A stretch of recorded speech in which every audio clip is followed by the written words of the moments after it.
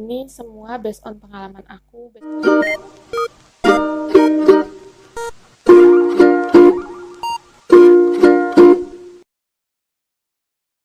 Seperti yang aku sudah janjikan kepada teman-teman, di sini aku memperlihatkan hasil kadar hormon tiroid aku, yaitu T3 dan T4, itu selama 1 tahun belakangan ini, dan nanti setelah ini aku akan memperlihatkan kadar hormon TSH aku juga. Nah, untuk di sini FT3 dan FT4, kalau teman-teman perhatikan di FT3 itu tidak terdapat tahun 2019. Kenapa? Karena waktu itu aku memeriksakan diri di rumah sakit yang berbeda pada tahun 2019 dan 2020. Nah, untuk rumah sakit di tahun 2019 itu yang diperiksa hanya FT4 dan TSH. Nah, untuk FT3 dari Februari 2020 sampai dengan Desember itu aku 5 kali cek darah, dan dari kelima hasil ini teman-teman bisa lihat bahwa hanya 1 bulan pada bulan Mei 2020 yang berada di luar batas normal orang sehat. Batas normal orang sehat itu berada di sekitar 1,4 sampai dengan 4,4 persatuan Pg per ml. Kemudian yang kedua, untuk yang FT4, teman-teman bisa lihat tahun 2019, tahun di mana aku pertama kali memeriksakan kadar tiroid aku, itu angkanya tinggi banget, hampir menyentuh angka 7, atau tepatnya 6,96 dari batas normal yang seharusnya 0,8 sampai dengan 2,21. Kemudian masuk ke Februari itu memang sudah turun cukup signifikan dan sudah masuk ke batas normal 1,14, namun fluktuatif lagi tapi tidak terlalu jauh dari batas normal orang sehat, kayak gitu. Kemudian kalau kalau misalkan teman-teman lihat Desember 2020 memang aku belum masuk ke dalam batas normal, tapi kenapa dokter berani untuk lepas obat dulu, karena dipertimbangkan dari Oktober 2020 ini sudah masuk dalam batas normal, karena dan kemungkinan Desember 2020 ini ada kesalahan lab. Kalau memang di luar batas normal, tapi setidaknya gapnya tidak terlalu jauh dari batas bawah orang sehat. Kemudian yang kedua adalah hormon TSH aku, di mana seperti yang aku sudah bahas sebelumnya, hormon TSH ini merupakan hormon yang dihasilkan oleh otak yang berfungsi untuk mengontrol kedua hormon tadi. Nah, batas normal orang sehat, hormon TSH-nya itu berada di atas 0,35 sampai dengan 5,5. Teman-teman bisa lihat pada tahun 2019 hormon TSH aku benar-benar rendah. Sebenarnya ini kurang dari 0,005 IU per ml. Nah, kemudian masuk 2020 sudah lumayan naik signifikan, sudah berada di batas normal, tapi gapnya dengan batas bawah normal ini sangat kecil. Nah, kemudian kalau teman-teman perhatikan di September 2020 ini ada yang unik, dia turun lagi. Kenapa? Karena di sini adalah selama 4 bulan dari Mei sampai dengan September ini aku tidak memeriksakan diri ke dokter, sama sekali tidak periksa dokter, hanya selalu mengkonsumsi obat.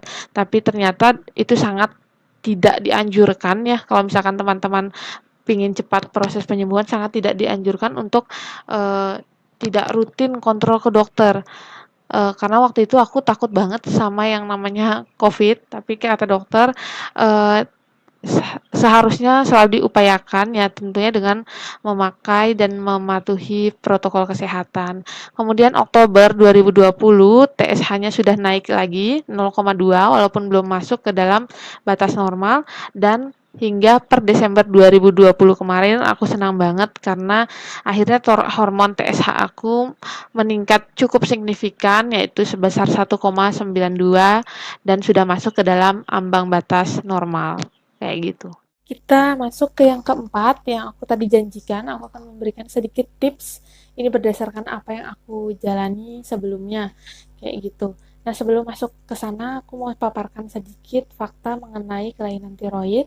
Yang pertama, itu di Amerika, 20 juta penderita kelainan tiroid, itu 60% diantaranya tidak menyadari kalau mereka mengalami gangguan tiroid, kayak gitu. Apa yang aku sampaikan adalah kita harus aware terhadap diri kita masing-masing. Apabila ada gejala-gejala yang sekiranya bisa mengganggu aktivitas, itu segera kontrol ke dokter karena lebih cepat lebih baik kayak gitu. Lebih baik mencegah daripada menyembuhkan. Kemudian yang kedua adalah memang kelainan tiroid ini dialami oleh wanita, lebih banyak dialami oleh wanita karena faktanya 5-8 kali lebih mungkin wanita mengalaminya dibanding pria. Kemudian yang ketiga adalah memang secara umum penyebab kelainan tiroid ini belum diketahui. Aku juga sudah konfirmasi ke dokter. Waktu itu aku tanya sebenarnya apa sih? Apakah dari aku pola makan, apakah dari pola tidur yang tidak teratur?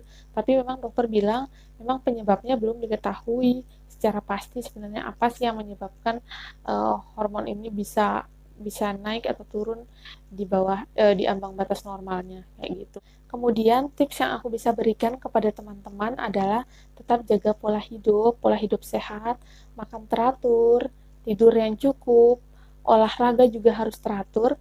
Walaupun penderita hipertiroid itu memang badannya memang suka lemas, cepat capek, tapi setidaknya bergerak setiap hari, aktif bergerak, nggak usah yang berat-berat. Aku waktu itu hanya jalan, kalau bisa lari sedikit itu setiap pagi dan sore ya sekitar 10-15 menit kayak gitu ya, ringan-ringan aja.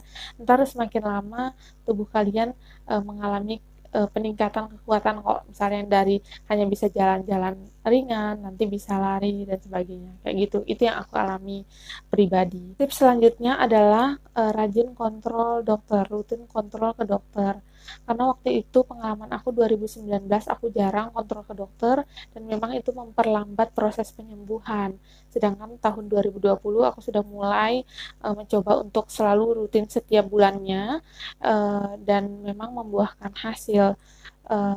Teman-teman juga diharapkan jangan hanya dokter yang berusaha untuk membantu kita menyembuhkan penyakit ini, tapi kita juga harus aktif bertanya kepada dokter, aktif juga memberitahukan dokter kira-kira gejala apa sih yang setiap bulannya berkurang atau yang masih belum hilang kayak gitu.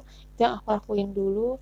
Kemudian aku dulu selalu memfoto hasil rekam medisku setiap bulan, kemudian juga selalu memfoto hasil lab aku yang dikontrol setiap berkala kayak gitu, sehingga aku tadi bisa membuat grafik-grafik kayak tadi yang nantinya juga mempermudah aku untuk mengevaluasi diriku sendiri kayak gitu.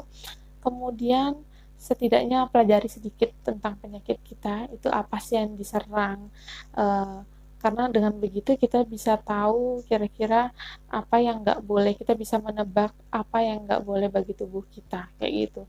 Tips yang terakhir yang teman-teman benar-benar nggak boleh lupain adalah banyak-banyak berdoa, karena yang aku yakini adalah bukankah Allah tidak mungkin memberikan ujian atau cobaan kepada hambanya di luar batas kemampuannya kan ya. Jadi Allah aja tahu kamu bisa ngelewatinnya, masa iya kamu nggak percaya sama diri kamu sendiri kayak gitu. Tetap semangat, tetap sehat, tetap berpikiran positif. Semoga teman-teman yang masih menderita hipertiroid atau penyakit-penyakit lainnya semoga segera diberi kesembuhan. Terakhir, aku mengucapkan terima kasih banyak buat teman-teman yang sudah menonton sampai akhir. Semoga teman-teman bisa mengambil sedikit manfaat dari apa yang aku sharing. Dan jangan lupa untuk subscribe, like, comment, dan share video ini ke teman-teman kalian. Oke, sampai jumpa dan salam sehat semuanya.